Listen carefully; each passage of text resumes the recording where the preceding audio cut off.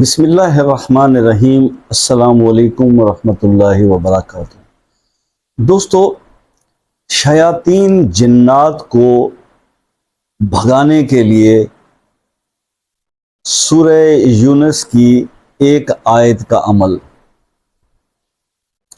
कुरान की ये एक आयत, सूरह यूनुस की ये आयत, जिसकी बरकत इतनी है कि किसी भी किस्म के कोई जिन्नात हों, चाहे वो नेक जिन्नात हों, मुसलमान जिन्नात हों, या शयातीन हों, या खबीस रूहें हों, ये इसकी पावर से ये उस जगह पर रह नहीं सकती। ये एक ऐसी आयत जो है वो मैं आज आपके साथ शेयर करने जा रहा हूँ। क्योंकि देखिए, दो तरीके होते हैं। एक तो ये कि आपने कोई जगह ऐसी परचेज कर ली, या आप कहीं शिफ्ट हो गए, या आपने कोई घर लिया और वो जगह पहले से ही ऐसी चीज़ों के का बसेरा वहाँ पे ऑलरेडी था। तो ये मसाइल भी बहुत सारे दोस्तों ने डिस्कस किए।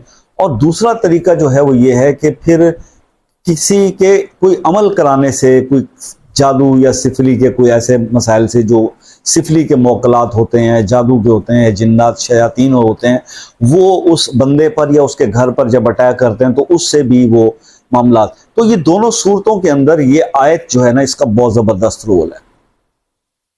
इस आयत की बरकत के बारे में आपसे मैं क्या अर्ज करता हूँ। मैं सूरह यूनुस का जब नज़ूल हुआ, जब ये आयत नाजिल हुई, कुरान पाक की जब ये आयत इसका नज़ूल हुआ, तो उसके दूसरे दिन मदीना के कुछ लोगों ने एक ग्रोह को, अफराद के ग्रोह को शहर से बाहर की रास्ते पर जाते हुए देखा।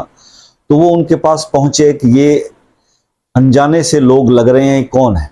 जब वो करीब पहुंचे तो वो इंसान की शक्ल में कुछ और ही मखलूक थे। तो उन्होंने उनसे दरियाफ्त किया, भाई तुम कौन हो और ये क्या मामला है। उन्होंने कहा, जी हम जिन्नात हैं, और रात जो कुरान पाक की एक सूरत कुरान की नाजिल हुई, अब उसके नाजिल होने के बाद हमें हमारा यहाँ रहना मुमकिन नहीं रहा, इसलिए हम ये जगह, ये शहर छोड़ कर जा रहे हैं। इस आयत की इतनी बरकत और इतनी तासीर है, इतनी पुरअसर है।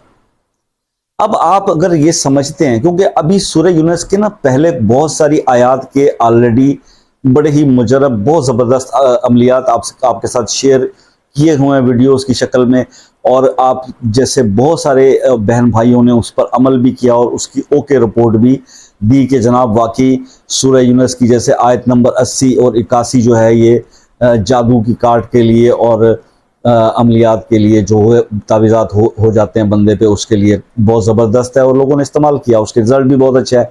और इसी तरह से बहुत सारी आयत सूरह यूनुस की जो है ऑलरेडी वज़ाइफ की ज़ीनत बनी और वीडियोस उस पर बनाई गई, हमने भी बनाई। सूरह यूनुस की ये वाली आयत, इसके बारे में आज खसूसी तौर पर मैं आपको कुछ तरीक़ेकार समझाऊंगा।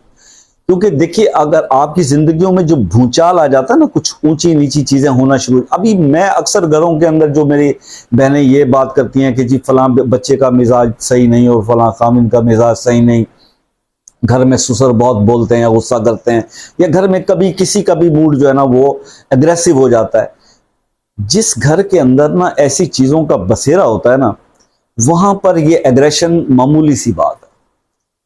क्योंकि ये ऐसी हरकतें वहां घर के अंदर ये चीजें करती हैं कि जिससे उस घर के रहने वालों का आपस के अंदर किसी न किसी बात के ऊपर जो है वो इख्तलाफ होता रहे और लड़ाई झगड़े का बाइस बनता रहे, ये इनकी कोशिश होती है।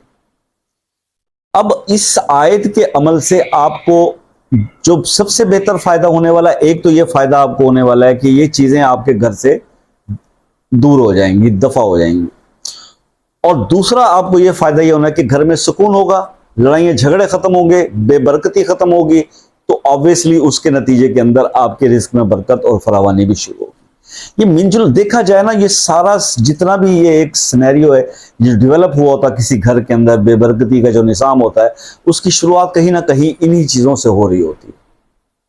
ठीक है, तो घर के अंदर ये सारा कुछ, और मैंने अक्सर पहले भी आपको एक दफा अर्ज किया था कि देखिए, जिस घर में सुकून नहीं है ना, और बेबरकती, लड़ाइयाँ झगड़े हर वक्त की शोर शराबे हैं, वहां वैसे ही जो है ना बरकत उठ जाती है।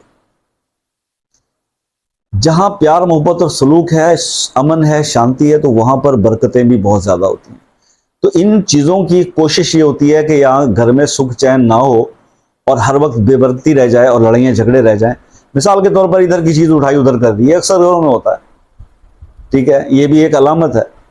और दूसरा आप ये देखें कि घर के अंदर अब आजकल क्योंकि गर्मियां रिवाज है, ज्यादातर घर वाले एक ही कमरे में एसी चला के सोते हैं, तो आप महसूस करते हो कि आपकी छत पर कोई दौड़ रहा है, आपके दूसरे कमरों में इधर उधर कोई हरकत हो रही है।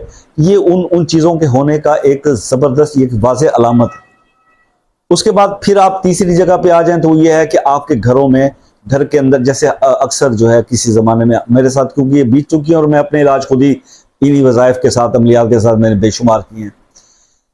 घर के अंदर जो है वो पत्थरों का, ढेलों का आना, फिर उसके बाद आपके नए कपड़े, जो नए नकोर कपड़े जो आप कैबिनेट के अंदर फोल्ड और तय करके रखे होते हैं, बाजू का सिले भी नहीं होते, उन पर भी कट लग जाना, कैंची से जैसे किसी ने कुतर दिया, वो काट दिया। या घर के किसी भी पोर्शन में, कमरों में, दीवारों में, वॉशरूम में, कहीं ना कहीं खून के छींटों का जो है वो नुमाया हो जाना, नमूदार हो जाना, ये भी इसी चीज की अलामत है। घर के अंदर बार बार कांच का टूटना, वो भी इसी चीज की अलामत है। ये वो चीजें हैं जो वाज़ेह इशारा देती हैं कि आपके घर में कोई ना कोई शरारत मौजूद है, चाहे वो पहले से मौजूद था, आपने वो घर लिया या बनाया, या फिर किसी ने आप पर कोई अमल करके भेजा। दोनों सूरतों के अंदर कोई भी आपके साथ सिनेरियो ऐसा पेश आ रहा है। अब मैं आपको सूरह यूनुस की एक आयत जो है वो तोहफा कर रहा हूं, इस सारे सिनेरियो से, इस सारे मामला से निकलने के लिए। एक चीज ध्यान में रखिएगा, पहले भी शायद मैंने आपको बताया हो कि सिफली के ये जो मामलात होते हैं, या जादू के, या जो जिन्नात आए हुए होते हैं, इनको निकालना कोई आसान काम नहीं है। रिकरेंस भी हो जाती है, हमसे खुद भी भूल चूक हो जाती है। मतलब मिसाल के तौर पर हमने एक आयत लिखकर कहीं लगाई और कुछ दिन बाद वो मदम हो गई, ज़ाय हो गई, इधर उधर हो गई, तो उसके बाद फिर हमने ख्याल नहीं रखा, ये चीज़ें वापसी का फिर आ जाती हैं, फिर दोबारा से हालात हो जाना शुरू होते हैं। इसलिए इसका ज़रा मुस्तकिल एक थोड़ा सा सिलसिला बनाइएगा। अब आपने करना है इस आयत से फ़ायदा कैसे लेना है। पहले तो ये आयत समझ लें, सूरह यूनुस की आयत नंबर 3, सूरह यूनुस आयत नंबर 3, इसको आप पहले पढ़ लें और इसका तर्जमा भी जो है वो आप पढ़ के याद कर लें, या एक दफ़ा गो थ्रू हो जाएं कि इसमें अल्लाह पाक क्या फरमा रहे हैं। ज़मीन व आसमान को 6 दिन में बनाने की बात अल्लाह पाक इसके अंदर जिक्र कर रहे हैं, और बहुत सारी बातें जो आप देख लेंगे। अब इस आयत को अगर आप अपने घर में, अगर पर्चियों पे लिख नहीं सकते ब्लैक पेन से, तो आप कॉपी करवा लें, इसके प्रिंट निकलवा लें, और उन प्रिंट्स को काट के और उसके मुख्तलिफ जो है वो ये आयत अपने घर के बेडरूम में, पाँव की तरफ नहीं होना चाहिए, सराहने वाली साइड पे, अपने ड्राइंग रूम में, अपने किचन में, वॉशरूम में नहीं, अपने ऑफिस में, अपनी शॉप में, जहां पे आप जाते हैं, अगर वहां भी आपको शक है कि कुछ ना कुछ असरात इधर हो, ये आप लगा लें। इसके लगाते ही आपके घर से और हर जगह से वो चीजें भागेंगी। मजीद भी अपने जहन को, और जो असरात आपकी बॉडी पे या घर के लोगों पे हो चुके हैं, उसको भी अगर आपने इसको एक, जैसे कहते हैं कि शायबे तक को भी खत्म करना है, तो उसका तरीका यह है कि आप दिन में कोई भी टाइम रख लें, ज़िवाल का टाइम ना हो, फजर का टाइम बेटर है, असर के बाद का टाइम बेटर है। आप 3 बार दुरूद इब्राहिमी पढ़ के 33 बार सूरह यूनुस की ये आयत नंबर 3 ये पानी पर दम कर लें, अव्वल आखिर 3 बार दुरूद शरीफ, और उसके बाद ये 7 दिन का अमल है। और ये 7 दिन जो है वो आपने ये पानी जो है वो जिस पर रोज दम करना है, वो एक बड़ी बोतल पे, वो आपके पास सेव रहना चाहिए, वो आगे भी काम आता रहेगा। उस पानी को आपने तमाम घर के अफराद को पिलाना है, खुद भी पीना है, और कोशिश करें कि उसी में से कुछ और पानी उसमें से मिला के तो वो घर की दीवारों पर आप छिड़क दें। जो बोतल है उससे डायरेक्ट छिड़काव नहीं कीजिएगा, वो पानी अगर डायरेक्ट जमीन पे गिरता है तो उसके असरात खत्म हो जाते हैं। उस पानी को किसी और पानी में मिलाकर फिर वो पानी दीवारों पर छिड़काएंगे, वॉशरूम छोड़ के बाकी घर में। 7 दिन आप ये अमल करेंगे, इंशाअल्लाह 7 डेज के बाद आपके घर में जो ये पहले मैंने सिम्टम्स बताए हैं, या जिन लोगों को ये था कि हमारे ऊपर असरात हैं या किसी बच्चे पे असरात हैं। और एक और बात भी बता दूं, अगर बच्चे रात को स्लीप पैरालाइज हो जाते हैं, मतलब सोए सोए हरकत नहीं कर पाते, जकड़े जाते हैं, जकड़न जिसको बोलते हैं, ये भी इसकी एक अलामत है। तो ऐसी सूरत में यही आयत आप तावीज़ बनाकर, इसका प्रिंट लेके तावीज़ बनाकर गले में पहना दें इंशाअल्लाह, और वो उतारे नहीं, कम से कम 40 दिन उतारे नहीं, तो इंशाअल्लाह उनकी भी उससे जान छूट जाएगी। तो ये आपको एक बेहतरीन नुस्खा मैंने इन तमाम मसाइल के लिए आज पेश कर दिया है। उम्मीद है आपको पसंद आया होगा। मिलते हैं नेक्स्ट वीडियो में, तब तक के लिए इजाज़त दीजिए। अल्लाह हाफिज़।